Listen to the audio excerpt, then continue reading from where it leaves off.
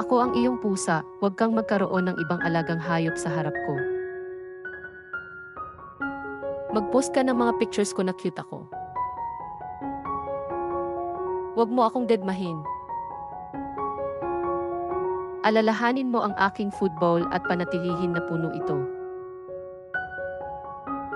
Ilagay mo ang bawat kapritso ko at mga hangarin ko. Dadalhan mo ako ng mga toys para paglaruan ko.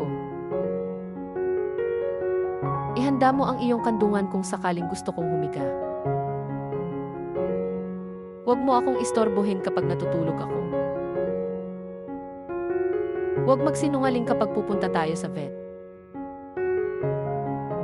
Panatilihin mo akong masaya sa lahat ng oras. Thank you for watching. Please subscribe.